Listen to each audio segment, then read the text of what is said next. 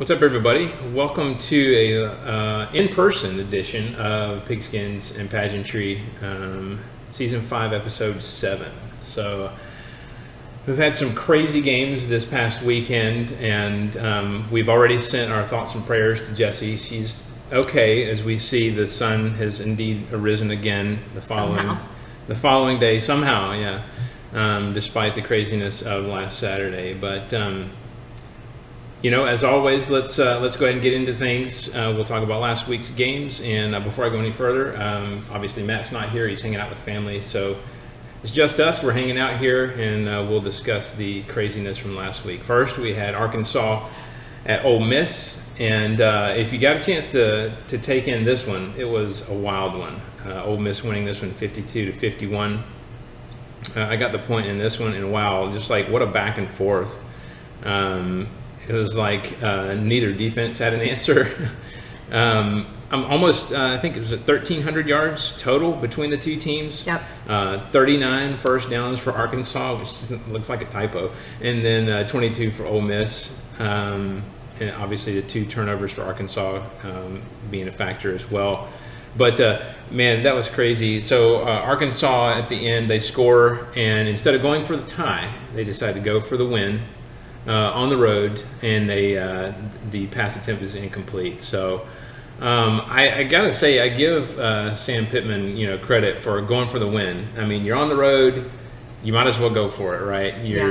You might as well, but they came up short. Did you have any thoughts on this one, Jessi? This one was insane. Just getting like the updates of what's going on in this game. It was like so and so scored, so and so scored. It was just back and forth. I think KJ Jefferson did a really good job. And the Razorbacks, oddly enough, showed that they weren't still feeling effects from last week's loss to Georgia, which can sometimes be that hangover that carries into the next week. And, that's great for their offense, but defense gave up 324 yards rushing, including the 2 late long touchdown runs by is it Connor? So Connor, yeah. Yeah, and I don't know, that's got to improve, because we looked at Arkansas's defense and we thought they're a really great defense. Yeah. And maybe that their offense was the part that made them struggle. But clearly their offense is making some adjustments, and now I think those adjustments need to go to the defense. And any questions about the Ole Miss ability to respond after a really disappointing road loss? They obviously are coming off of a road loss to Alabama. They did pretty well on offense, and I think we're embarrassed by that loss, and now we're really taking it out. I mean, you look at 52 points, but taking it out on Arkansas. But again, defense here struggled as well. I mean, you look at it, 51 points. That's insane. You let Arkansas have 676 yards, and that's with 2 turnovers. Mm-hmm. So again, I think both of these defenses definitely need to take this week and regroup, because that's not a good look. I think the question coming in was like, which of these 2 teams was going to recover from the rough loss the week prior? Yeah. And I got to say, it looks like both offenses were just fine. Yeah. and bounced back well. The defense just seemed tired. I was going to say the defense is not so much, but I mean, great play calling. I know they were making a big deal about that, just the offensive play calling as well throughout. Both OCs doing a masterful job, really. So that must be nice. Yeah, that must be so nice. I remember that. We'll get there. We'll get there. Next was Vanderbilt at Florida, and honestly could kind of skip this one.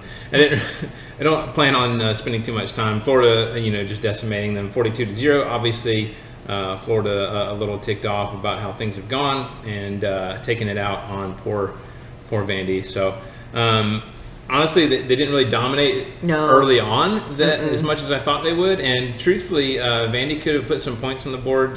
They missed a couple of kicks.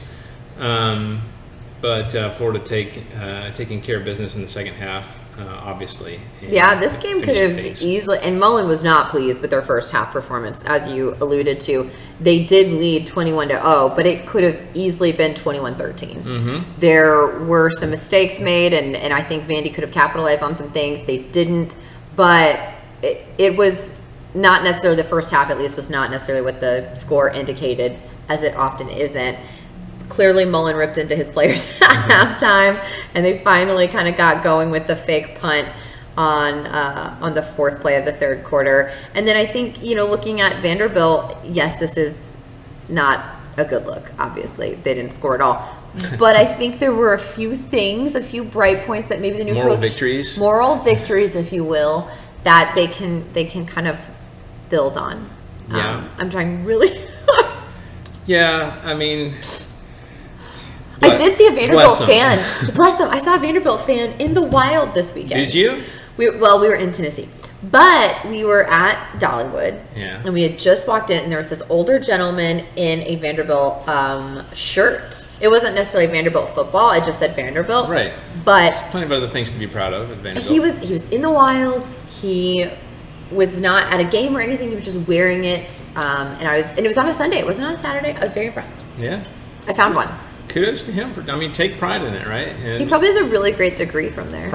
Exactly. I was going to say, there's so many other great things at Vanderbilt besides the football. Maybe it was a baseball shirt. I don't know. Maybe so. And from time to time, their basketball is not terrible either. Exactly. So, yeah. I remember I went to a Vandy basketball game. This has probably been 10 or 15 years ago now, and they had like a bunch of 7-foot tall guys who could all shoot 3-pointers, and it was just rough. And had to go to school at Vanderbilt. So right, and had to go to school, right. So I wonder, is like Florida, obviously this is against Vandy and whatever, but it seems like they play a lot better in the second half. Yeah. I noticed that in the Tennessee game, how they kind of struggled early on. The Bama game? And the Bama game, obviously, but most like pronounced in the Tennessee game because they were struggling, and then just second half they just exploded. Yeah. So I don't know. Definitely ones that you can't count out even after the first half. No, but that's something that can get you in trouble. If you're definitely like a second half team, it's great, you're waking up, but at the same time, there are going to be those opponents that get up on you so much in the first half that you need to learn to wake up before. For sure. Speaking of Tennessee, South Carolina at Tennessee was the next one. Did I mention you got the point? I got the point in the last one. In this one, Matt got the point. Tennessee won 45-20. Tennessee was up at 38-7 at halftime in this one. And look, South Carolina is South Carolina. I think, how did you say it last week? For a team that wasn't expected to do much, they haven't done very much. Exactly. But, they're not the worst team in the conference. They are not. And so, they're not necessarily a slouch. I think Beamer has done some good things there so far.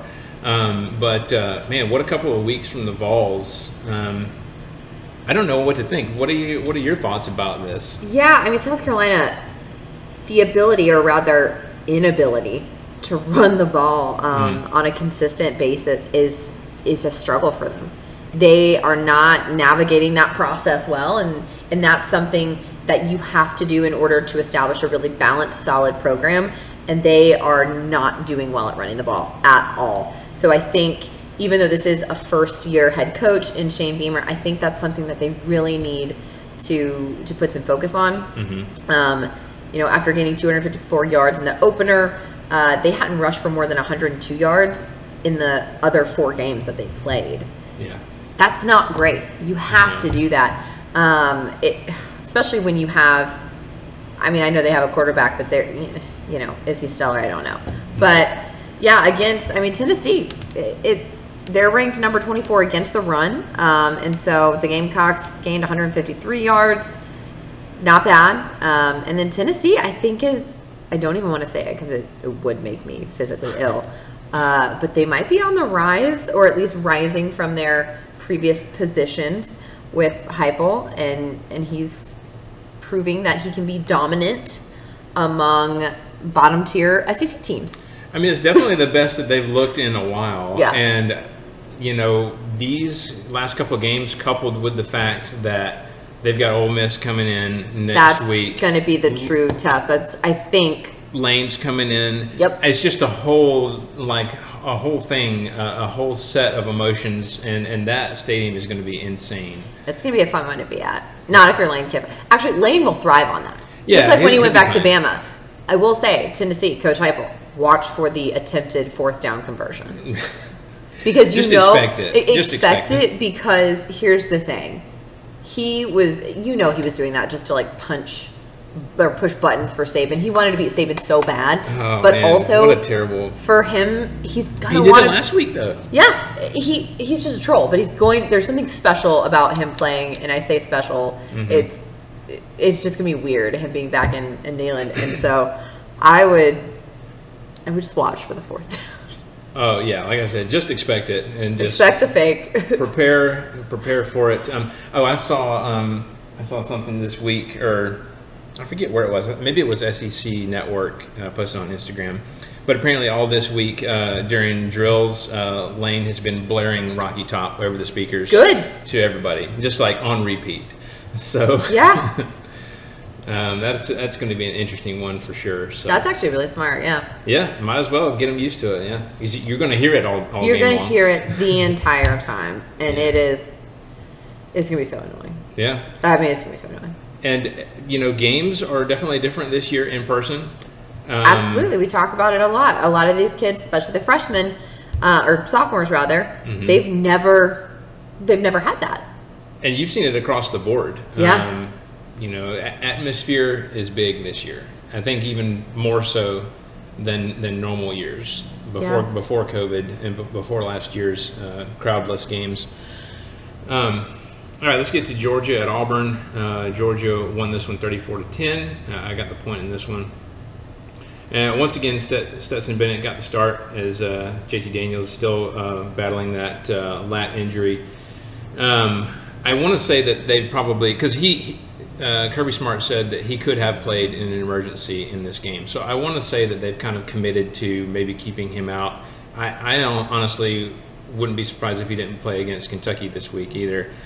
It's just kind of one of those deals where maybe if you want it to heal completely, you just got to commit to being out, like we talked about last week. So I think this is just kind of what you're seeing in that. But honestly, I was watching the game. I was like, I think Stetson's been practicing the deep ball because I don't remember him throwing the deep ball so well last year.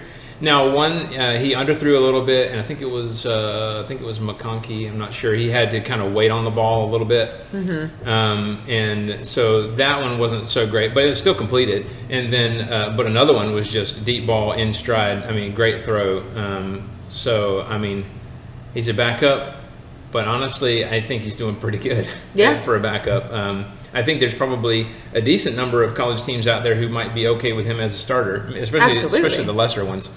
Now, look, I know that we've talked a lot about Bo Nix on the show, and he has a lot of weak points to his game, mostly when he's just wanting to scramble first and foremost. And we saw a lot of that. But I will say that not all of this is on his shoulders. In watching this game, there was a lot of decent balls that he threw that were dropped. So not defending him, I don't think his playing style is conducive to a good game. Right. But at the same time, the receivers got to help him out a little bit. Absolutely. So that's quite literally your job. Yeah. Well, Aaron Murray, who I don't know if you got a chance, but he called the game. He did. A lot of Georgia fans were very upset with him. I didn't understand that. So I listened to the whole game, and I was like, this is his job now, right? Yeah. So regardless of affiliation with the University of Georgia, he gets paid to be objective with his opinions. You have to, or you will not have a job. Now, I know we talk about other announcers and people in that community, and of course they're going to be biased. At some point, you do have a little bit, but like, you can't be just overtly biased unless you're Paul Funderbaum. Like, you just can't be. What's he going to be up there, going, go dogs? I don't understand what people really wanted from him, because I listened to the whole thing. I mean, he would make, good comments about Georgia, good comments about Auburn, negative comments about Georgia, negative about Greg Auburn. McElroy will call in Auburn. He'll call an Iron Bowl, and he still has to call it fair. Yeah. I've heard David Pollack say bad things about Georgia, and Georgia fans are like, "Oh, how could you do that against your former team?" He's like, "Dude, this is my job now. I have to." Right. So I thought it was you just you see people on there, and they're like, "You would think he's giving Bo Nix the Heisman already," or I'm like, "What?" And I don't know who it was, but people were like, I don't know what was said. It was something where it was like, you would think all of these announcers are huge Auburn fans, and it's like, do you realize who's calling the game? Yeah. What? What do you expect? Like, I don't know. Like, you know how sometimes you'll have an experience and you have one thought of how you experienced it, and then you hear someone else describe it and it sounds nothing like what you experienced. That was what I thought when I heard people had a problem with this. I was like, wait, did we watch like the same broadcast? Because it sounded fine to me. But anyway, what were your thoughts on the game itself and kind of how things went? Yeah. So I mean, I think UGA is the nation's best defense, and they dominate. They did the nation's best defense things. They chased Bo Nix around in the backfield. They shut down the run. It looks like Georgia looked like a team that's clearly on their way to representing the East in an SEC championship. Now, I say that, we obviously have to talk about upcoming games, but it's up for grabs. It is up for grabs, but oddly enough, Auburn was not able to pull off a Jordan Hare just spooky magic. I was waiting for it. Absolutely. So the whole time I was just like, okay, when is it going to happen? Something crazy is going to happen. It'll happen at the end, as it always does. Yeah. And I was shocked that it didn't. But yeah, I mean, like I said, I think the defense is going to keep us in a lot of the games. Again, playing with a backup quarterback and a lot of some offensive weapons have come back. We've had Washington, Kyrus Jackson has got back involved in a lot of the offense, but still missing a few pieces that may be back before the end. So we'll see. Hopefully we can be full strength on both sides of the ball eventually. But do you think there's an option where, obviously Stetson Bennett did well against Auburn. He played last week, and then I would imagine he'll probably play this week or start this week against Kentucky. I don't know, but I could kind of see that. If he in fact does, and if he continues to play at a starter level, do they put JT Daniels back in? Is there a reason to do that? I think when the team gets a rhythm. I mean, at this point, we've played we're 7 games in, 6 for some teams. Right. Yeah. We will be. Yeah. We will be. I don't They've know. played half their games almost with. So I heard them talking about this somewhat last week, and I think one thing that makes the decision easy now is the fact that there is an injury involved. In the past, Georgia quarterback controversies or whatever, a lot of them, there hasn't necessarily always been that. Last year there was a little bit with trying to get JT in the mix, obviously with him struggling with injury, but obviously the whole Jake Fromm, Justin Fields thing, it was just kind of a choice and kind of like a feel on who's clicking with the team. This one, I don't see that as much of a controversy because there is an injury involved. I think that way Kirby can kind of play it that way. Like, okay, once JT is fully healthy, he's going to be back. And I still say that when he's with the team and healthy, I think that he is able to raise the team to the next level. Not that Stetson Bennett does a bad job. I mean, obviously he did great in this one and was able to carry the team at times. Even he was able to make plays with his legs, which is something that JT doesn't bring. He's more of a pocket passer, not really a mobile threat. So there are things to weigh there, but I think that once he's fully ready, he'll be back. And I understand. I fully support that, and I think most people probably would. But it's nice to know that we can do well. Even with a backup in there. So it'd be interesting to watch. I know there's a lot of factors there. Speaking of a lot of factors, there's a lot of interesting factors going on at Mizzou right now. North Texas at Mizzou. Mizzou winning this one 48-35. I didn't really expect to have to talk about this one. I told you it could have gone either way. I told you last week I could have easily switched my pick, like just the name of it, and I could have seen it happening, and it almost did. Yeah, you got the point, by the way. I did, finally. So I mean, Mizzou, they scored points with ease, but honestly, they kind of gave up points with ease too, especially later on. I understand that a lot of these scores for North Texas came late. I think it was 21 points in the fourth quarter, if I'm not mistaken, or something like that. It was later on in the game. So, but man, like, it's just embarrassing. Like, if you're giving up these easy scores to North Texas, and look, I mean, North Texas turned the ball over 4 times. Had they not, if that doesn't happen, we could be having like a really different conversation right now. One of those scores or one of those turnovers resulted in a score. So I think 2. Was it 2? I knew one for a fact. Yeah. I think an interception returned, maybe another one. Yeah. But yeah, just crazy. I mean, I don't know. Like if I'm a Mizzou fan, I'm very worried about the direction that the program is going. It's trending down. Yeah. Quickly. Yeah. Like, very quickly. You would think, because here's the thing. I get an LSU team like last year, they trended down quickly because everybody went to the draft. Everybody went to the draft. I get that. And even those who stayed kind of checked out. They kind of, yeah. That season was never going to happen again. We all knew it. It's fine. Mizzou didn't have a season like that to allow them to be like, we lost everyone in the draft. Right. Yeah.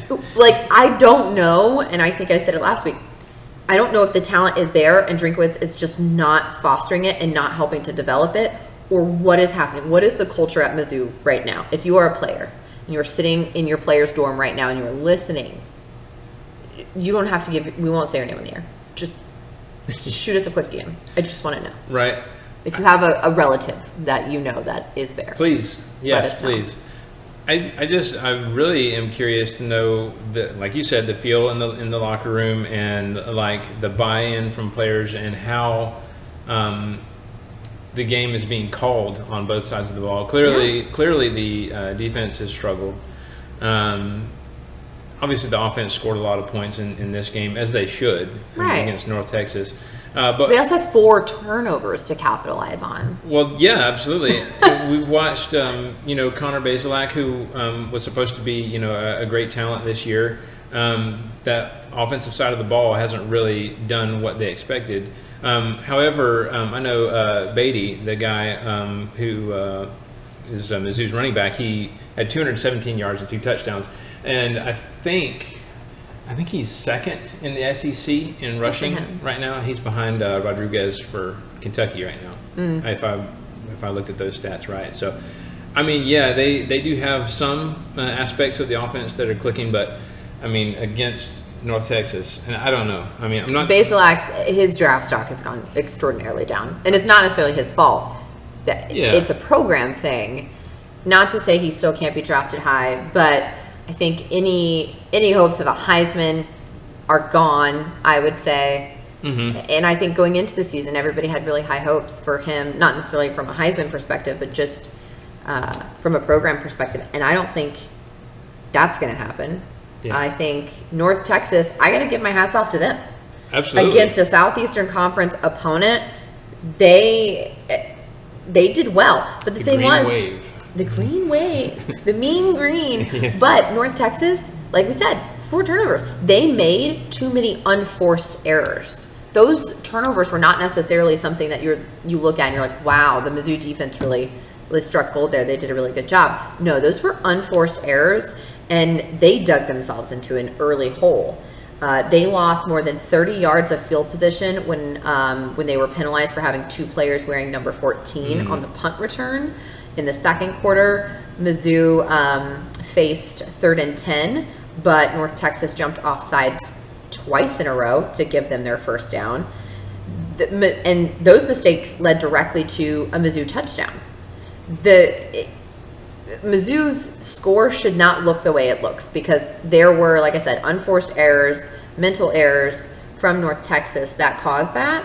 And the Tigers, who, if you don't know this, they rank last among FBS teams in rushing defense. Oh my gosh, I did not know that. Yes, they have a lot of work to do. They gave up 35 points in almost 500 yards to North Texas. And just so we're clear, a North Texas team that has scored a combined 35 points against 3 FBS opponents before Saturday. So there's that. Well, read that last quote there from Drinkwitz, because I have a bit of an issue with that. Yep, so Drinkwitz said, it wasn't perfect, but we but we didn't think we were going to transform to the 85 Bears overnight. Transform, like, what does that mean? Because here's the thing is, like, it's not like the cupboard was bare when he came in. It's not like Mizzou was this awful team that he took over. No. They had their struggles, and they're not like a top-tier SEC team. But if anything, like we've said, and not trying to beat a dead horse, but they have regressed, as we've said, and I'm concerned. Well, and you can't have the attitude. I mean, I understand that it's like trust the process. We say that all across the board, trust the process. But this is year 2, and it has taken a step back from last year. Exactly. And you can't say, yeah, we're not going to transform to the 85 Bears overnight. No, but you can still see that there are areas that need to be improved on. And you should probably start chipping away at those areas because it's not looking like any progress is being made. No. Drinkwitz year 2, not really great. Yeah. Sorry. All right. Well, we've beaten up Eli a lot, so we'll move on to LSU at Kentucky, and I mean, this was just crazy. I told the folks up in Lexington, I hope they saved some cars and property to burn because they were going to want to after this one, and that was what happened. I got the point in this, by the way, just in case anyone's wondering. Kentucky winning 42-21, Jessi getting the point, and man, I just like Kentucky. They're 5-0. They're they're 6-0 now. 6-0 now, yeah, 6-0. So I mean, my gosh, it's just like it seemed like it was on repeat, a rushing play to just gash the LSU defense, and like Kentucky just imposing their will on an LSU team that, I mean, let's be real, LSU has always prided themselves on staunch defense. Yep. But this, I mean, last year we could say, okay, COVID year, guys opting out, people going to the draft, whatever. But I mean, like, if you're recruiting at LSU, like, you shouldn't struggle to find players that are going to play with pride on the defensive side of the ball. So it's just a weird thing to watch, and strange that Coach Orgeron after the game said how surprised he was at Kentucky's rushing game, and we're like, Chris Rodriguez is like the leading SEC rusher, right? Like, I was surprised at the way they were able to run the ball. Well, I mean, that's kind of what they do. I mean, you know, Levis has had his moments, but I mean, rushing has been a big strength of theirs. So he was surprised about how good the zone blocking was. Like, yeah, it's I get curious. I'm like, do you watch film? It's things like that there's certain things that you just don't say or that are a bad look, and it makes you as a coach look unprepared. Yeah. And if, you know, after the game you're like, well, I was surprised they could rush on this. Well, even if you were, I don't know that I would say that. No. Knowing what what they do, that's kind of their identity. Yeah. So what were your thoughts on the game overall? Absolutely. I mean, I think Kentucky, you have so much to be excited about for a program that has also struggled for a really long time. I think this is such a fun season to be a Wildcat. Like, how exciting is this to be 6-0 right now? You are tied for lead in the East. Yeah. That is amazing. And honestly, after several games of them having to rely heavily on defense to preserve those very small lead margins, Levis and the offense really carried the load here. I mean, the defense did its part by keeping Johnson and Butte from doing too much damage. They had 4 sacks, 9 tackles for a loss, but they did not do bad on offense. From a rushing standpoint, from a receiving standpoint, Levis was doing a fantastic job of managing the game. It's all that coffee and mayo. Until the coffee and I am done. Will, I am done with the weird food. Shut it down. What is going to be next? That's what I want to know. It started with the banana with the peel. Now we got coffee with mayo, and it's going to be something else. It's just weird. I feel like maybe it was just my middle school, but it's like middle school boys doing weird things for attention. I feel like Will Levis doing weird things for attention, but like, you're 6-0 in the SEC. You don't have to do that. You don't put mayo in your coffee. You're getting attention. Do less, Will. It's just weird. Has he been putting that? I think that started on TikTok, didn't it? I think so. I gotta follow him because I don't have TikTok, and after hearing all this, I don't. You don't want it. I don't want to see banana peels. I don't want to see mayo in coffee. We will not be doing that on Pigskins and Pageantry. I'm not. I love Duke's mayonnaise. I'm not putting it in my coffee. Not in coffee. I'm not. Yeah. Maybe that is what if Duke's ever sponsors a Kentucky game, if Kentucky is ever in the Duke's Mayo Classic, for the love of all that's holy, Duke's, please set up a coffee stand with mayo in it. Where was that they sponsored? Charlotte. Charlotte. Yeah, that's right. Yeah, Charlotte, please do that. How fun would that be? Maybe that's what he's going for, and maybe? all these things. Maybe I mean, he could have got an NI deal with Chiquita Banana for the banana with the peel, and if, because you know how like Dunkin' Donuts, I think, because I ordered a coffee a couple of months back, and I kept seeing on the, you know, the order thing at the drive-thru, like this one person's special coffee that you could order, and I had to Google who that person was, and apparently it's a TikTok person who drinks a lot of Dunkin' Donuts and whatever. Dunkin', do not sponsor a Will Levis latte with mayo, please. Oh gosh. Please don't do it. No, I do not want just the changes you would have to the make Duke's latte in your ingredients, because I can't imagine most coffee shops have much mayo on hand. No, like a Dunkin' Donut probably would. I think maybe for like a sandwich or something. Yeah, to a go mom along and with it, or, a mom and pop that does like sandwiches and stuff like that kind of. But like between friends. Friends. But you would just have to order like mayo packets in your next order, and then when you make the espresso, I don't know. I'm done. I'm sorry. I'm done talking about mayo lattes. Yeah. But that was my thought. Oh. And really, I think now we're at the end, and we can go straight to the news.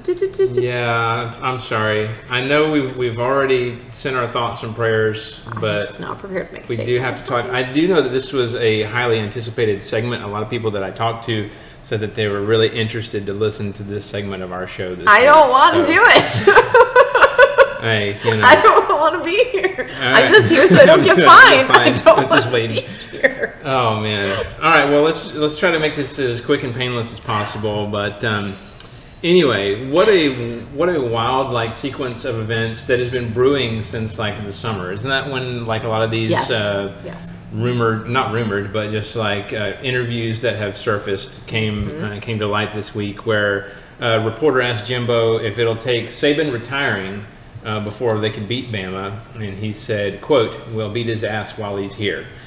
So Saban was told about this, and he said, what, in golf?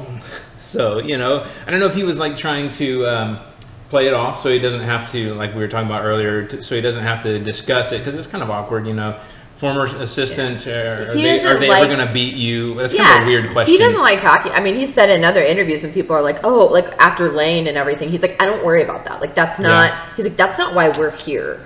And so he doesn't get into that. And I wonder if that's why he was like kind of quit, because he's like, I'm just not going to entertain this. Right. But it was also a very like kind of funny little remark. It was, and I got to say, it seemed like, to me, just initial reaction, both comments by coaches kind of rubbed me the wrong way. I was like, okay, first of all, Jimbo, that's a bit much. It's a classic Jimbo Fisher. You're a little over the top, but yeah. And then Saban's response, like, I don't hear, because Saban is so conscious about the rat poison and being cocky and blah, blah, blah, and don't do it. But for like a brief moment, even if he was trying to be funny, it seemed like some cockiness was creeping in. Now, I think he kind of realized how he sounded as he said that, because he kind of reeled it in right after that with a, well, you know, I'm sure it'll happen one of these days. I'm sure there'll come a day. But yeah, so I know you have a lot of thoughts. Tell us your thoughts. I know this is kind of a double whammy for you, because not only is it a Bama loss, but it is to your arch nemesis, Jimbo Fisher. I told you guys I wouldn't do the show if we lost to Jimbo Fisher. So first off, kudos to you for showing up. My mom made me come.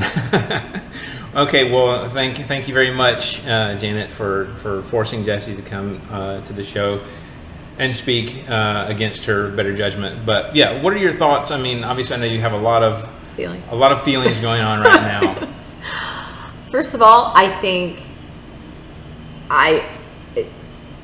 Johnny Manziel should never be allowed in a football stadium with Alabama ever again. And the fact that he was there, I don't trust it. Yeah. I think that was wrong. Okay, that whole little spiel right there felt like it was bottled up for a little while, and it just escaped. It just came out. I said that as soon as they panned over to him. I was with my parents, and I was like, It's because Manziel's there. He's there. He's there. Like, did you see him? And we were all like, oh I my did. God, I saw oh that. God. I was pointing to it. I was like, oh my gosh, Johnny Manziel's We're like, he's there. And we also thought the Georgia fans conjured up something as well. Yeah. So we are blaming you too. I had nothing to do with it. I will say, you could tell how the game was going to go the minute we got the targeting call against Malachi.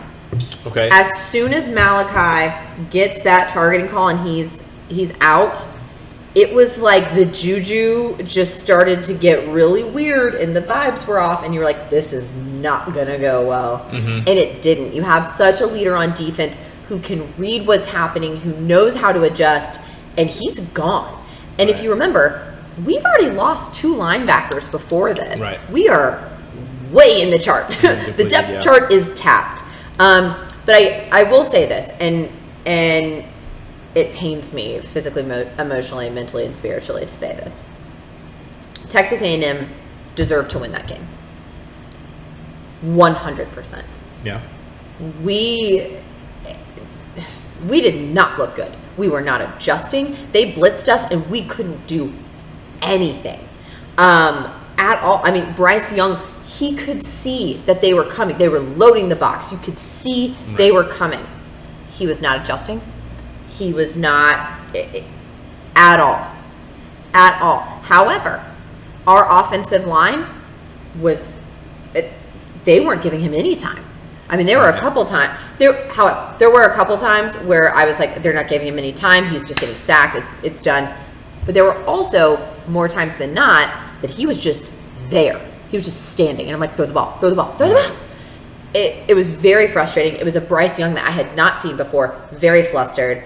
And if any other team watches that film, which they obviously will, they're going to look and they're going to say, well, if we blitz, they can't do anything. They can't adjust. Right. Our defense had to be out on the field so long. They were so tired, and I felt bad for them, but we couldn't get any pressure on Calzada at all. He had all the time in the world. That's what I was going to say. Like, who is this Zach Calzada guy, and where's he been for the whole year? No idea. Because we've talked about this on the show, how anemic the Texas A&M offense is, and we talked about this last week, how like it's a joke that it's the CBS primetime game. I'm sure the CBS execs are kicking themselves because this is just going to be a yawn fest, and I'm blown away, and as I know you were, but I mean it's just. I thought I was going to throw up. Who is this team that showed up? I don't know. Jimbo Fisher called it a fantastic game. And I know it wasn't just him. Obviously, his coordinators did a great job. They prepared excellent for this game. He called a fantastic game on both sides of the ball, on defense and offense. We did not. The fact that Bill O'Brien is on my list, sir. You are on my list. I mentioned both him and Pete Golding, right? Yeah, and unhappy. That's what happens when all of the rest of the conference and other conferences decide to hire our coordinators. You can have these two if you want. I'm okay with that. But we were in the red zone. We were, I think, I don't know. It was like in goal to go, wasn't it? We were on the 1 yard line. Right, yeah. They decided to throw the ball. Yeah, like 3 straight times. When Brian Robinson had been getting an average of like 6 yards a carry and had carried us down the field. Yeah. And then all of a sudden it was like, no, pass it. For a quarterback that had not been able to connect most of the night, he was overthrowing constantly. It was insane. I will have to You know it's bad when Devontae Smith is posting on Twitter, run the dang ball. Yeah, he didn't agree with the calls. And Bama players don't do that. They don't comment on the play calls. Absolutely historically. Not. Absolutely not. Especially a Heisman-winning wide receiver that's like, we should have ran the ball. Right. But we should have. It was bad. I have to say, I think I was upset that Malachi Moore was ejected for targeting, and then when it came to Texas A&M, that was somehow not targeting, even though they looked very similar to each other. It was very frustrating. But I knew we were not going to get any calls. Texas A&M, holding. Holding. Yeah. All I got to say. You know who you are. You know what I'm talking about. It is what it is. It was an interesting game of SEC officiating. And I'm not going to blame on that. I'm not going to blame. We did not. That was not the reason we lost the game. And also, thank you to our kicker. Thank you. Well, calls aside, how much do you think it was due to the atmosphere, as we've discussed a lot? Atmosphere was a lot, but I think it was a lot because you couldn't really hear. I have to imagine that affects you on the field. But at the same time, we've played in really tough environments like that before. I think Florida would have been one that really prepared us for it. Now, when you're in Kyle Field sits about 5,000 more people than Bryant-Denny does.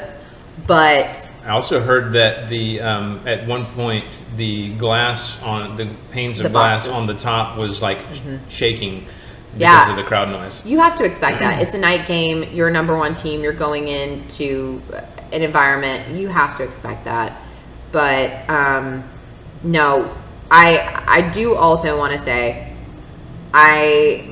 if you are one of the Bama fans right now, and I have seen them in the comments, and I don't even want to call you a fan, to be honest with you. If you are someone that's saying it's time for us to let Nick Saban go, get out of my fan base. Get out. You can go to literally any other fan base. If you want to fire a coach, join LSU. Do not claim to be an Alabama fan and say that we should fire Nick Saban. Goodbye. Go sit. No.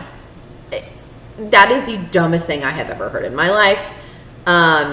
Also, if you are a fan of a different team and you get more excited about my team winning than my team losing than your team winning, you should look internally. I've said that for years. And believe me, I've experienced a lot of losses as a Georgia fan.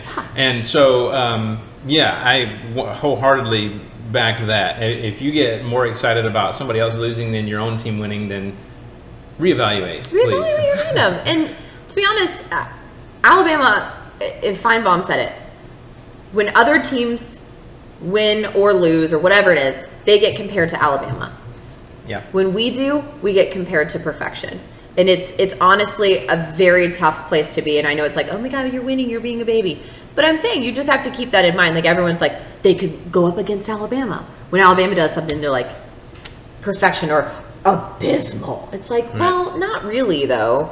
And only, 2 Saban teams have gone undefeated? Isn't that the stat? 1 or 2, honestly. So it's not like, this is a big thing, like it's never happened. It was a 19-game win streak. We hadn't lost since 2019. Like, it's okay. We're gonna be fine. We have to adjust. We're gonna be fine. It really is.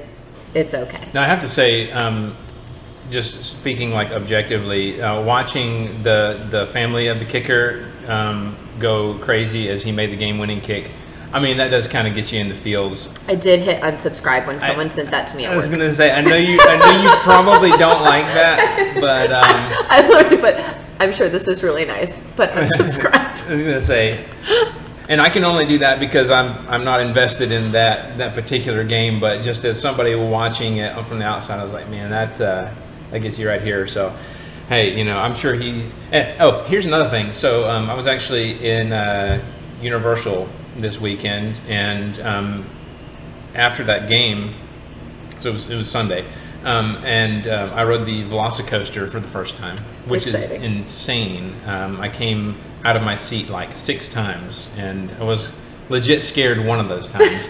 So because I was like, wait a minute, am I about to come out of the seat? Like, what's going on here? So I had the death grip on the thing. But anyway, the guy who sat next to me, his 2 teenage daughters were behind us, but he was wearing a Texas A&M polo. So I looked over at him. We don't know each other. Right. And I was like, I bet Aggie Nation is on cloud 9 right now. And he was like, yeah, I can't wait to head back to Aggie Land. So he's obviously from there. So, and then we were off. Like, that was it to the conversation, because I was just about to start screaming. So, but yeah, I mean, it's interesting for them. I'm sure obviously they have had the full gamut of emotions this year. Obviously, we thought they were done. We watched them struggle against lesser teams than Alabama. So, like we said earlier, the SEC is drunk apparently right now. Nobody really knows what's going on. But here's the deal: like, and this always happens. I say always. The few times that Alabama loses during the regular season, they still have obviously their own destiny ahead of them. Obviously, they have the head-to-head with A&M doesn't matter because whatever. But they have some decent teams left. We do. So it's not a foregone conclusion, but they do control their own destiny. So it's not the end of the world. They can still represent the West, and obviously, if they win the SEC championship, they're basically a shoe-in at that point. So I know there's a lot of doom and gloom going on right now. I think we're fine. I think we're fine. I think this is a wake-up call, and hopefully a wake-up call for our coordinators. I don't necessarily just blame our players with not being able to adjust and execute. I blame a lot of our coordinators. I think it's a lot of coaching, and so hopefully this was a wake-up call for them. And I think Alabama's practice this week is going to be probably one of the places on this earth that's in the top 10 I don't want to be at, to be honest with you. It's going to suck. Well, who's the angriest right now is Mississippi State. So mad. Because they were probably like, you know what? Bama could have come off a yawn fest of a win against A&M. We might have a chance. We got the cowbells. We're going to, have a crazy environment ourselves. But I got the bad feeling that for Mississippi State that Bama's going to be pretty focused. So I hope so. I will end it with saying something that I hate to say, but just I'll be a good sport. Hats off to the Aggies and truly to Coach Fisher, because you were not expected to do that, and you poked holes in us, and I think it was a well-deserved win. Haters will say that clip was fake, but she did actually say that. The Jimbo hate is coming back next week. I was going to say full force. I don't have a leg to stand on right now. So right. But I will say that I appreciated the way that, and granted, that night maybe Jimbo was a crazy man. Maybe he was. I don't know. I didn't see a lot of the post game stuff. But the day following, he seemed very calm, and I liked kind of what he said. I think it was on Feinbaum's show.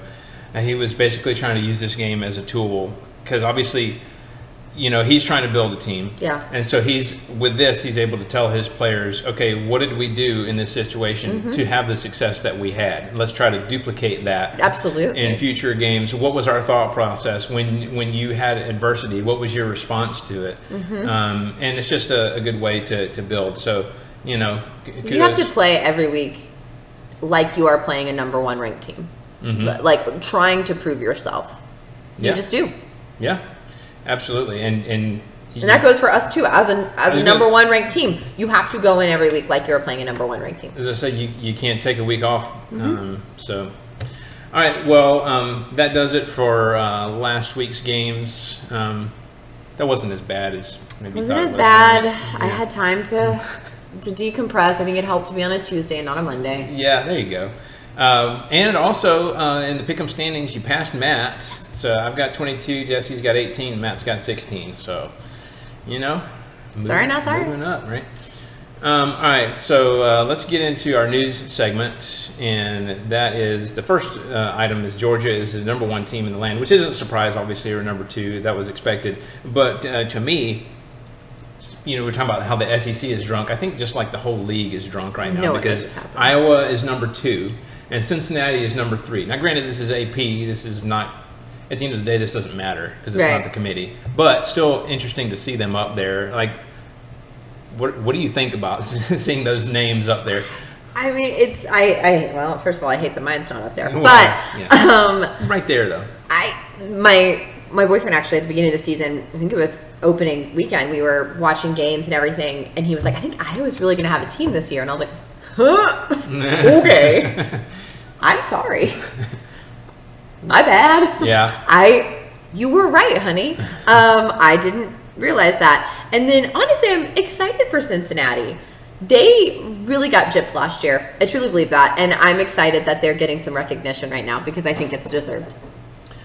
Yeah, and I hope it only serves as a reason to expand the playoff because look, it's inevitable. We're going to have with all these crazy teams up in the mix right now, Bama being at number 5, and we know that we know how the committee feels about that and how they've approached that in the past. It would just make so much more sense if we'd have to argue about like 8 and 9 instead of 4 and 5, or whatever you want to make it. I liked what Mike Leach said a couple years ago about the playoff, and he was like, look, every city can figure out how to do like a local softball tournament and not have a problem with coming up with a bracket. But somehow in the world's highest collegiate football league or whatever, we can't seem to figure that out. I don't understand what the deal is. That's March Madness. I'm not saying we go to that many teams. That's right. March Madness makes so much money.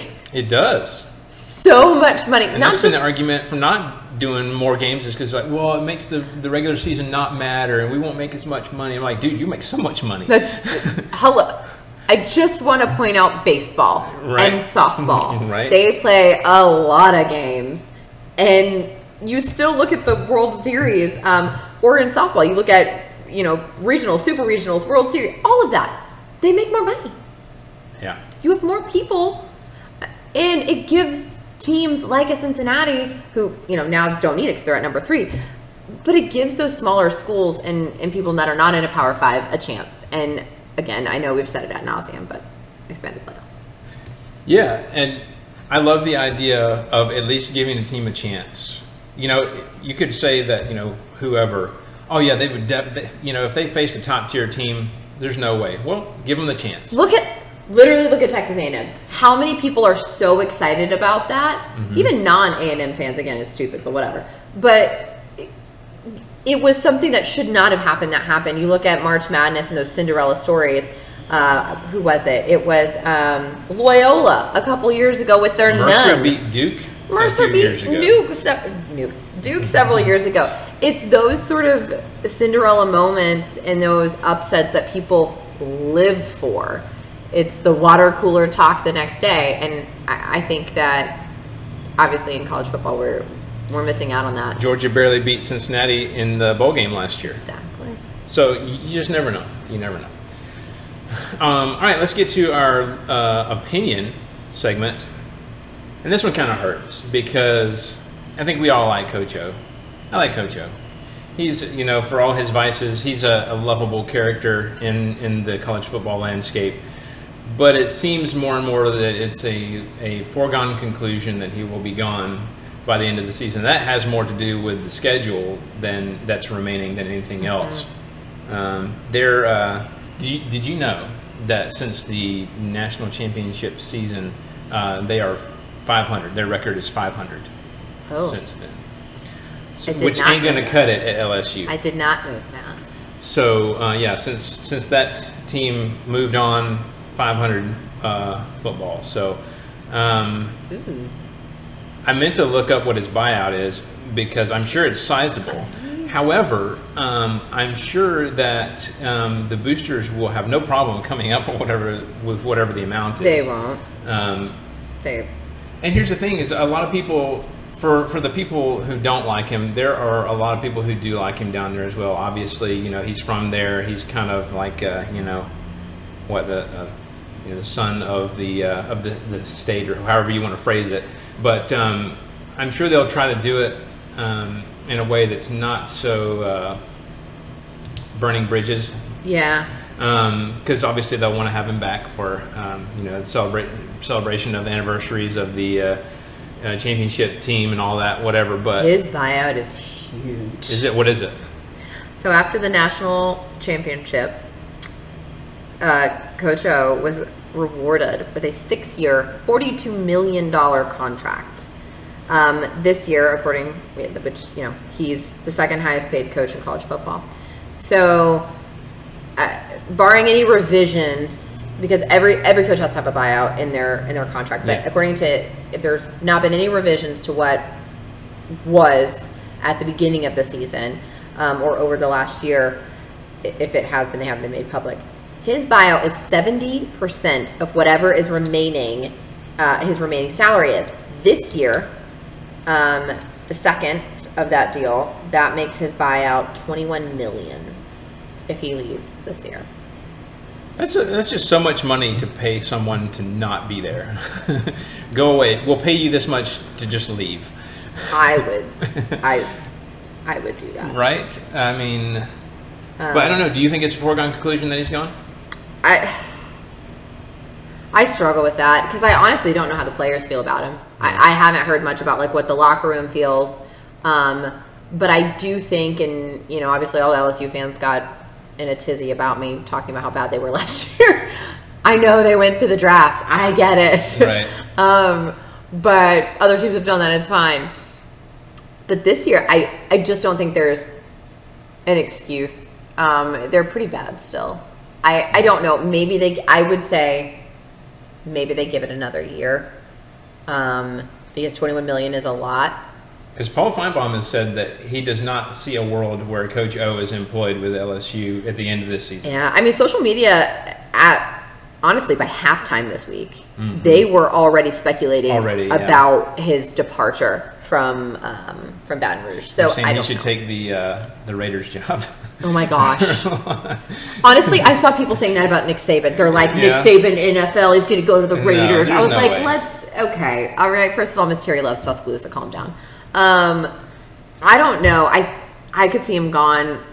And if he's not, I say maybe a year. But again, at this point right now, I don't know who they get. I don't know. That's the thing is, and most fan bases, which I was thinking earlier, you were talking about the fans who wanted to get rid of Saban. Let's not forget that the word fan is short for fanatic, right? So the same here. I mean, like, who do you get? Like you said, like, it's one thing to say, okay, get rid of him. Okay, well, fine. Who are you going to get? Yeah, I don't know of anybody right now that's like available. Like, I don't know. Yeah. I just don't. Who do you get? I don't know. I will say that it seems like he's handled a lot of things last year and this year poorly, and especially a lot of the comments that he's made, like I said last week, about being surprised and looking unprepared as a coach. None of that helps. His personal life has not always been the greatest. I still have to look up where the Title IX and here's the thing with stuff like that, people are willing to overlook that if you're winning. Exactly. If you're not winning, not so much. Yeah. As a matter of fact, if you're not winning, it becomes, ooh, here's another thing. You're talking about the buyout. Stuff like that becomes a reason to find other reasons to get rid of you. And reasons to not have to uphold all of your contractual obligations, you know, if you get in trouble for things. So that's, you know, I don't know. I'm not trying to speculate on that, but we'll see. I mean, I know I've seen it in the past. So. Absolutely. So anyway, you know, we'll see what happens. I think it's going to take a miracle, though. You know, who knows? We saw A&M beat Bama. Maybe it's possible LSU could pull off some. I'm not saying against Bama, but it could be against. It would take a win like that, though. Yeah, it would. Yeah. But again, now that A&M has beaten Alabama, I don't know if it carries as much weight. And we're still a top tier team. Don't get me wrong. Yeah. But I'm saying if you truly want to get rid of him, and by some ungodly miracle that happens, the boosters or athletic department, whoever it is going to be like, well, they weren't the Bama of old, like, it's not the, you know, if you want to get rid of someone, you're going to find a reason to get rid of someone. And I guess, but and I also know how much that game means to people of both That's fandoms. True. So I don't know. You almost have to keep him at that point, but I don't know. I know. It's going to be an interesting one to watch. There's so many crazy storylines like that to follow, but that's definitely one of the biggest ones. Let's go ahead and get into listener feedback. We had quite a bit this week. This first one regarding the latest poll. Philip Columbia says the AP poll is a useless bunch of writers who almost never played a sport and in love with the Big Ten and Notre Dame. Hey, what do I say? What more can I say that hasn't already been said? I love that. I want that on a shirt. I know. We should just get that just on the back of a shirt. It's incredible. Useless bunch of writers who almost never played a sport. It's true. I mean, I've honestly sat in those press rooms. It's not untrue. Yeah. I wasn't a writer. But yeah. Anyway, that one just made me laugh, and you know, hey, I appreciate your honest opinion, Philip. So, all right. So I'm not sure if I'm pronouncing this right, but If you got Christopher Cloyd says that we should talk about Kentucky deserves a top spot. Oh. What do you think? Do you think Kentucky deserves to be up in that top 5-ish conversation? I mean, I'd have to look at Cincinnati's schedule, right? Mm-hmm. But has Cincinnati had the same strength of schedule that Kentucky has?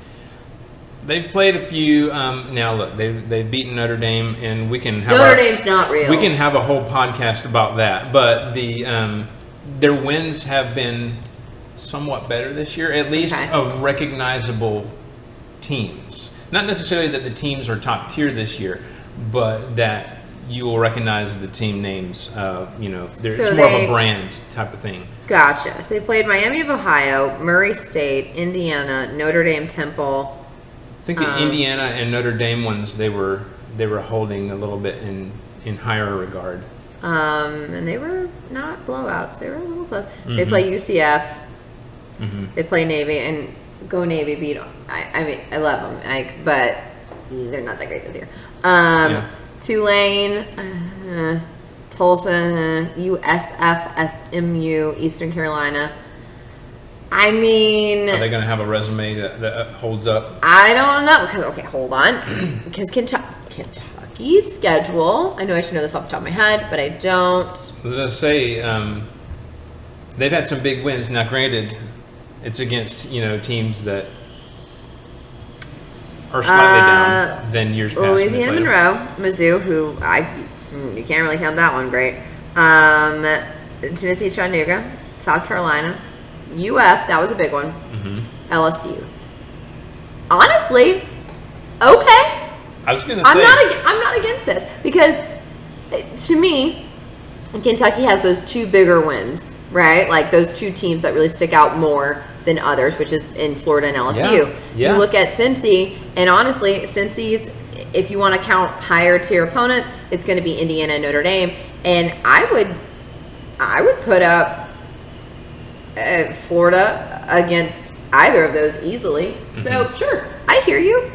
I think it might be maybe because of where Cincinnati started in the season, so they've both been kind of creeping up, right? And so they've just kind of done it the same. But in terms of quality wins, I'm telling you, those last 2 weeks. Now, granted, LSU down, I guess, but I mean the Florida win coupled with last night, and it wasn't just like they beat LSU. No, like they stomped LSU. Yeah. And they're looking like a team that, like, offensively is just a juggernaut.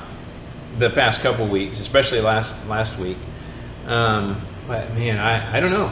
Okay, again, but they're just writers who almost never played a sport. So. Right, exactly. Now I'm interested to see, regardless of the outcome of this next week with Georgia, which is a huge one. Both Game Day and SEC Nation will be in Athens this weekend. The parking is going to be so bad. It's going to be crazy. Oh, the traffic's going to be awful. Oof. Yeah, so I think regardless of the outcome of this one, though, it'd be interesting to see what the committee thinks of Kentucky. I mean, I think their resume is pretty impressive. Now, I have watched them struggle against some lesser teams. Absolutely. I'm not discounting that, but especially, I mean, they're on a roll, especially the past couple of weeks. So, yeah. Kentucky fans are on a super high right now, and going into Georgia, I mean, it's just like. It's there. It's. I don't want to say it's a high water mark of Kentucky football because I don't know all of the history. I'm sure there's been something, but in terms of recent history, I think Georgia's lucky it's not at Kroger Field. I mean, I'm telling you, listening to that game, every time that they scored, it was just like an eruption of just craziness. Because, I mean, Kentucky's a trap team. You can just feel it. The fans are so ready for something to just go nuts about. And so, hey, you never know. All right, Alec Letman says we should talk about how good is Texas A&M actually. And that kind of goes back to... I feel like I can answer this question. I know, right? It kind of goes back to before, like, I don't know. And I think I even responded on the Q&A on Instagram. I was like, to be honest, this question is like all over the map because I don't know what to tell you. We've watched A&M and they've been like, who are these guys? Jimbo Fisher is supposed to be the quarterback whisperer, and his quarterbacks seem to not know what's going on. Even Haynes King, before he went down, wasn't great. Zach Calzada looks confused, and the offense doesn't look like they know what they're doing. Yep. Until last week. Until last week, and they just suddenly found themselves and just poof. Like, I don't know what to even say. The short answer is I don't know how good A&M is actually. Yeah, this is going to sound bad. Everybody's going to be mad at me. I don't care. A&M is like the Bo Nix of the conference, where it's like during the games that they should do well in, it's like, what are you doing? And then the games that they are really tough, it's like, oh, you actually you did well, and you don't know. You can't get a gauge on them. I can't get a gauge on them. I'm sorry. Yeah, no, I agree. I mean, it's almost impossible because when you watch them, it's a roller coaster, right? It's here and it's there, it's everywhere. I don't know. And that kind of goes into Gerald Richards says we should talk about Texas A&M and this being a signature win for some team this decade. I agree with that from the standpoint of it was a good all-around performance. As you said, a great play called game. It didn't come down to a crazy like kick six or something like that. I was waiting on it. It was a field goal that won it, but it wasn't like some just like off the wall, where did that come from play, or Johnny Manziel football bouncing off somebody back to him and then he completes it, or what's his name? Who was the guy for Ole Miss? The quarterback, Chad Kelly, right? Chad Kelly. Which was basically the same deal. Didn't he the ball bounced to him, or he tripped over somebody? Stupid. And he just heaved the ball and it bounced off somebody and went right into the receiver's hands. I was a student during all of those games. It wasn't something insane like that. It did come down to a field goal, but it was like, if I'm at A&M, yes, it was a good signature win because you did what you needed to do. It was a good game in most facets for them. So. Did you have any other thoughts on that? I know you don't really want to talk about it. No, stop storming the field. Act like you've been there. Yeah. All right. And then we had another podcast contact us, and this is interesting. And forgive me if I mispronounce, but Witucky and Hoffman of the Small Market Podcast say Michigan and Michigan State are slowly climbing through. Don't sleep on our boys. Which I looked, and I think they're 10 and 11 right now. It's either 9 and 10 or 10 and 11. I can't remember from the AP poll. But I don't know. I don't really have too many thoughts on Michigan and Michigan State right now. I don't live in the Big Ten country anymore, so I truthfully don't pay as much of attention to them just because I don't have to. Yeah. But Michigan, 6-0 overall. They've played Western Michigan, okay, Washington, Northern Illinois, Rutgers, Wisconsin, and Nebraska. Okay. You've got Northwestern coming up. Shouldn't be a problem. You've got Michigan State coming up. And then Indiana, Penn State. That should be a good game. Maryland will be nothing. Ohio State. Okay. I'm not sleeping on you. I just have to look it up because I truthfully have not kept up with either team. One thing that I've heard about Michigan and why Jim Harbaugh seems to be doing better this season is because he's actually being quieter this season. Think about it. In years past, think about all the stuff that you've heard, whether it be the steak and the milk or just all of the crazy, was it like dances one year? And it was a rap video. Rap video, yeah. But all the crazy, off the field stuff that he does to try to get attention, you haven't really seen any of that this year. No, and I'm looking at Michigan State now too because I gotta dive in here. I will say, just off the bat, to me, Michigan's resume looks better than Michigan State's, and I hate to say that because Saban used to coach at Michigan State, so we have that for us. But they beat Northwestern, not a huge blowout. Youngstown State. Okay, I don't even know where that is. Miami, again, we proved that they were not who we thought they were. Nebraska, okay, that was in overtime, only won by a field goal. Western Kentucky didn't beat them by too much. And Rutgers, again, I think I'm more impressed with Michigan's resume right now. All right, well, yeah, I'm interested to see, and obviously these teams are what? When do they play each other? It's in the next I just exited. Well, whatever. It's coming up. Obviously, these teams are going to get Towards a the chance. end. I was going to say these teams are going to get a chance to settle it between themselves. Right. You know, in the end, regardless. So, I don't know. I mean, I think we're kind of seeing these teams do better. But hey, you know, Big Ten. Not disparaging the Big Ten, but I kind of am. You know, but also a little. They've kind of been, you know, a 1 or 2 team league for, you know, many years. I want to see y'all play Iowa. Yeah, yeah. So yeah, I mean, stuff like that too. So I don't know. We'll see. We'll see what happens with Michigan and Michigan State. Kind of have me curious to look into them even more now. Yeah. Appreciate you leaving the comment, by the way. All right, so that does it for the feedback segment. Now let's go ahead and move into this week's matchups. Let's get ready to rumble. The first game we have is Auburn at 4-2 at number 17, Arkansas, also 4-2. That's a noon on CBS kickoff. I don't know. This was rough. I almost want to flip this. I do too. I've been thinking about flipping it the whole time. And also because it's in Fayetteville too. It is in Fayetteville. You know what? I'm doing it. Are you doing it? Yeah. Although my keyboard's over there, so just know what I'm talking about. Do you want me to do yeah, it? You can. I was gonna say you can change. Do you want me to change the score at all? No, leave the score the same, but just flip the outcome. I'm going with Arkansas winning this one 28-24. It's going to be close. It's going to be exciting. What do you think? It is, and I went back and forth on this one, and I would honestly change it, but just because I also low-key want to win the pick'em, and in order to do so, I think I have to go against the grain. I'm gonna leave it with Auburn. I don't want to. I'm gonna leave it with Auburn. 30. You're so close. 31-24. Ooh. I just realized that, so Matt has Arkansas 28-24 also. I can't do the same. So can you make mine 27? 27-24. Okay. So, all right. So, yeah, Matt says Arkansas 28-24. So, we'll see. Looks like an exciting one expected in Fayetteville. Looking forward to that one.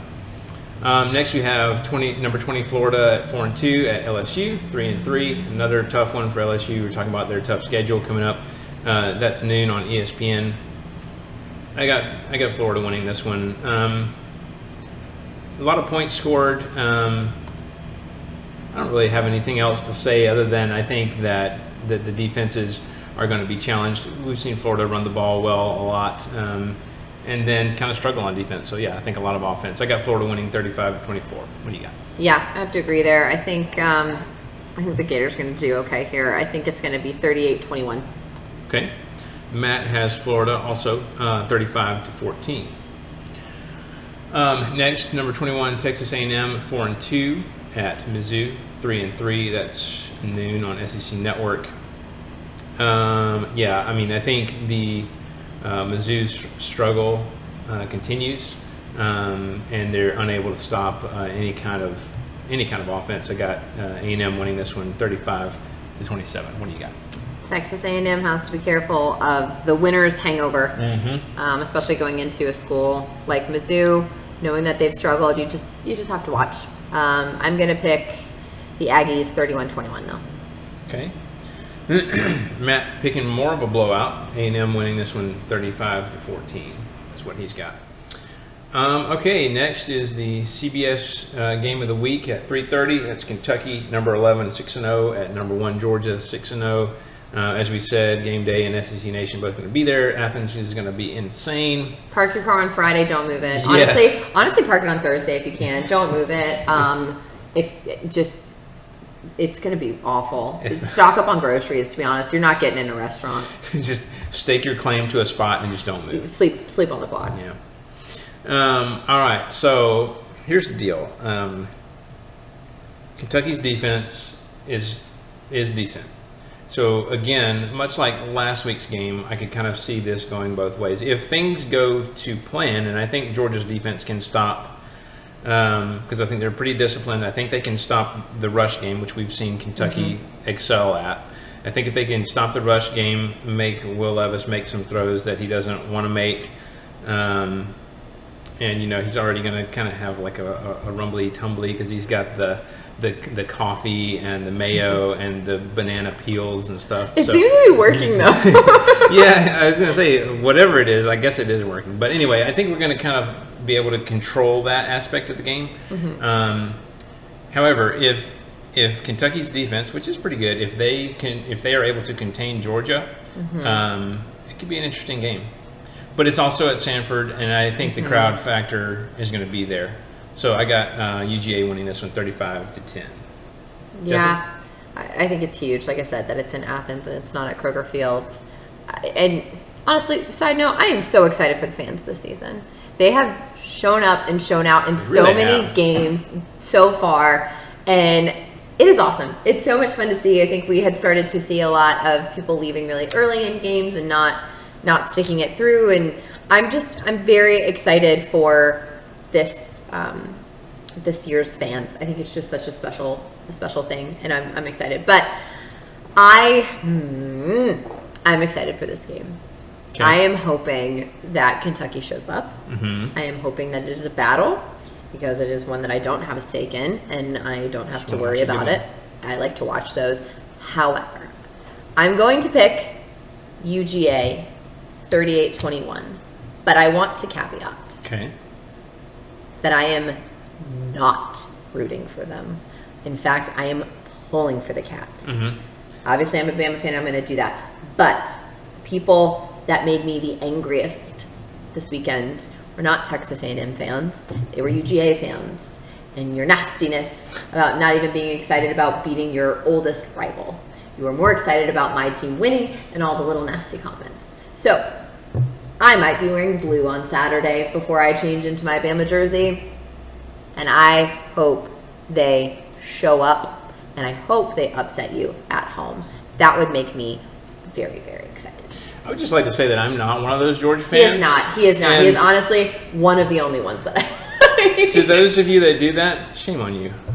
And that goes for any other team's fans who do that. Oh yeah, that goes, I mean. Because like I said, I've experienced that many times over the years, and it just makes me want to be like, really? Is your life that sad that you take pleasure in someone else's sadness? I know. I'm like, I mean, sure, I joke about like Jimbo Fisher and all that stuff, but like honestly, I'm not gonna post online and be like, they lost. Yeah. Oh, by the way, Alabama also won. No, I'm like, Alabama won. I don't get, like, you know, but again, I digress. I am going to pick UGA 38-21, but I am hoping. And I can, you know, as an objective fan, I can get excited for other fan bases, like, you know, A&M. Like I was telling that guy, I'm sure you guys are really excited. I was happy for him, you know, whatever. I've been so excited honestly for Kentucky. Right. I'm so excited for them. Right. And honestly, and I don't have like any, you know, hatred for Bama either, and because I know that this story isn't over. I've seen this too many times. Okay. Story's not over. So like, if you ever expect me to pick against Bama, and this, you can write it down. If Georgia plays Bama in the SEC championship, I'm picking Bama because, and it could, you know, Bama could, you know, win the minimum number of games to get in that. Yep. And I would still pick them because I know better. I've seen this movie too many times. And so just throwing that out there. So if it ever happens, just know, you already know my pick before I even get to it. Anyway, Matt's pick for this one is Georgia 42-21. So, all right, next is Vanderbilt 2-4 at South Carolina 3-3. Should we have a name for this one? I mean, this is like, is it the Dumpster Fire Bowl? It's the Dumpster Fire Bowl. I do want to, this is the Participation Trophy Bowl. Okay, I like that one. I think maybe that's a little nicer. This is the Upward Bowl. The Upward. Everyone gets a sticker. Everyone gets a sticker. You prayed the best. You exhibited. Most spirited. You exhibited nice qualities. I don't know. Best sportsmanship. Oh. Yeah, that's 4 o'clock on the SEC Network, and as we've said about some of these games, somebody's got to win, right? So probably. You know, like I said, South Carolina is not the worst team. Unfortunately for Vandy, I think they are probably the worst team. Without a doubt. Without a doubt, as we saw last week. But also don't have the worst rushing defense, because that goes to Missouri. Yes. So I'm sorry. Anyway, so I got South Carolina winning this one 35-17. Jessi, what you got? Yeah, I think if you are a South Carolina fan and you happen to find yourself in Columbia this weekend, I would go to this game. I think this is the game you go to. It's going to end likely pretty well. If you're a Vanderbilt fan, maybe watch it. It might be something. So I'm going to stay in Nashville. I would definitely stay in Nashville, but I would also probably watch it. Yeah. I'm going to pick South Carolina 31-13. Okay. Sandstorm on repeat, probably. Yeah. Matt has South Carolina also 28-14. I've never been there, but I would like to go at least once. I'm sure it's, it seems like a crazy environment. It's not far from me. Place, yeah. I haven't been, though. Each place has its own thing. It's kind of cool to see. We should try to go when they're not great, though, so we can get cheap tickets. That's a good point. We should try to go now. And actually, this would be probably an interesting one to go to. Yeah. So. All right, next we have number 5 Bama at 5-1 at Mississippi State at 3-2, 7 o'clock on ESPN. Like I said, I'm sure Mississippi State is just really ticked off right now. Like, why couldn't they, come in like overconfident and we could use the crowd factor and cowbells, et cetera, et cetera. But no, Bama's going to be focused. I've got Bama winning this one 38-21.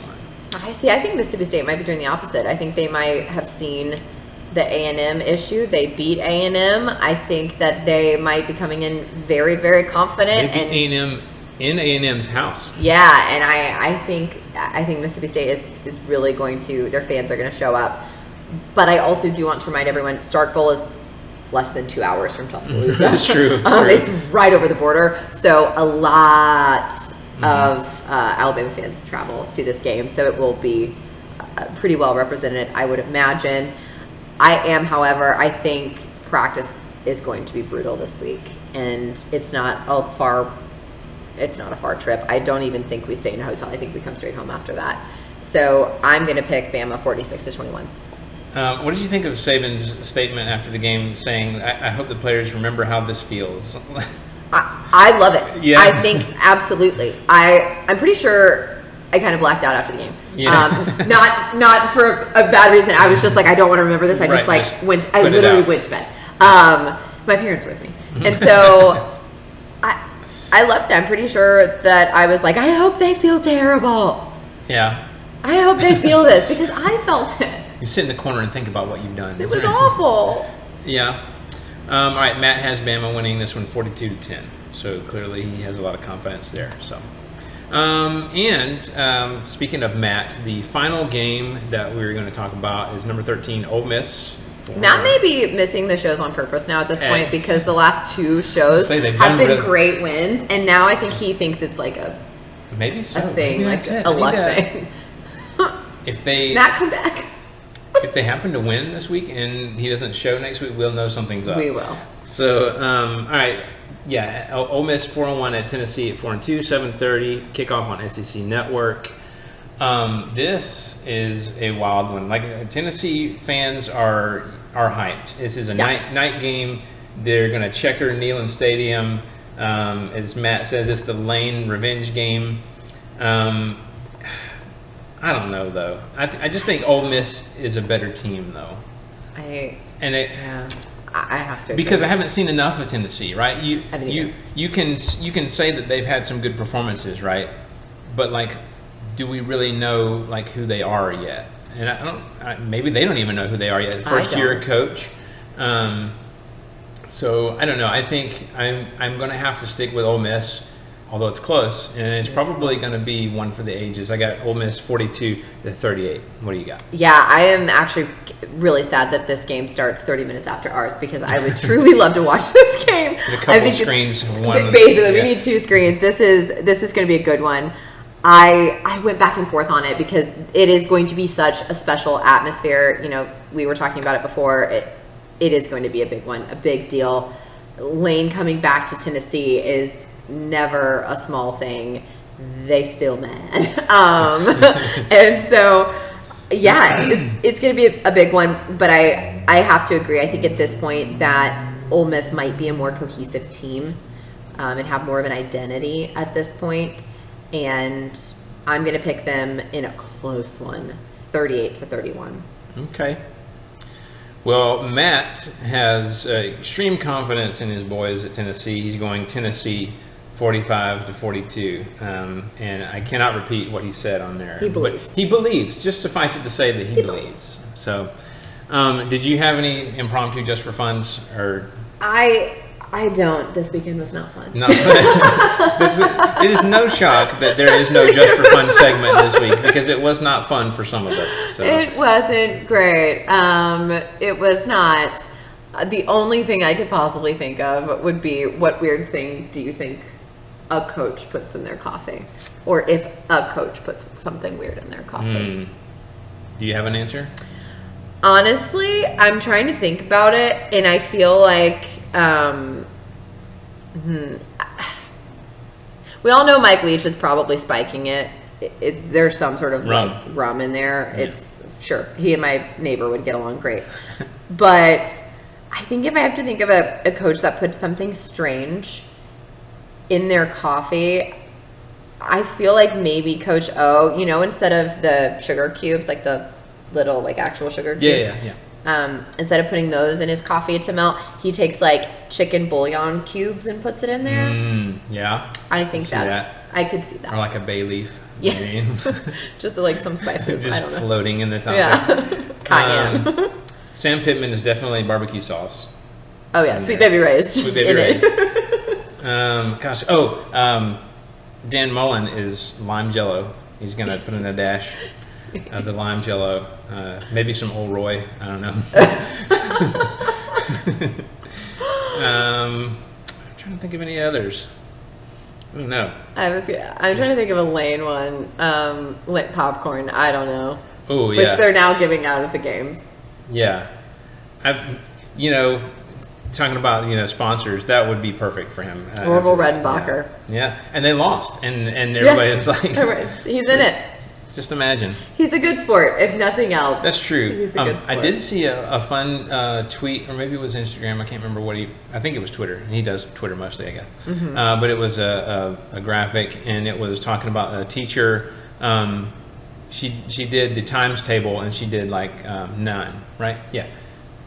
She did 9 times 1 equals 7. And then she did 9 times 2 is 18, 9 times 3 is 27, et cetera, on through the times table. And the students were all laughing at her because she got the first one wrong. And he was like, isn't that the way life is? Don't let a mistake that you made at the beginning let you, affect you for the rest of the time. Because you get everything else right, but don't let the people who are naysaying against you, because you got that one thing wrong at the beginning. So okay, Lane. Maybe he's growing up. He always finds a way to make it into a win, doesn't he? It was so weird.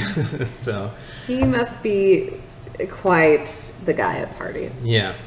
All right. Well, anyway, that does it for this week's episode. In person, as we talked about the games. The in-person factor is there, so cool to be in person for this one. If you would like to hit us up on email, Pigskins and Pageantry at gmail.com. I feel like I should have music in the background. Facebook.com/Pigskins and Pageantry for Facebook. Twitter, we're PPSCC Podcast. And then Instagram at Pigskins and Pageantry. Don't forget we're available for download on iTunes, Spotify, Stitcher, TuneIn Radio, and most podcasting apps for iPhone, Android, and other operating systems. If you wouldn't mind, please take a moment to give us a review, subscribe, give us 5-star. We would love that, and we'd greatly appreciate that. So, hey, well, that wasn't so painful, was it? It was not. Kudos. Talking about it helps. Kudos for showing up and everything. So, another exciting slate of games coming up, and until next time, this is Wes. Go Dogs. This weekend is a new weekend for us guys. We're going to be fine. Everything's going to be fine. In the words of Aaron Rodgers, RELAX, relax. Nice. And of course, roll tide.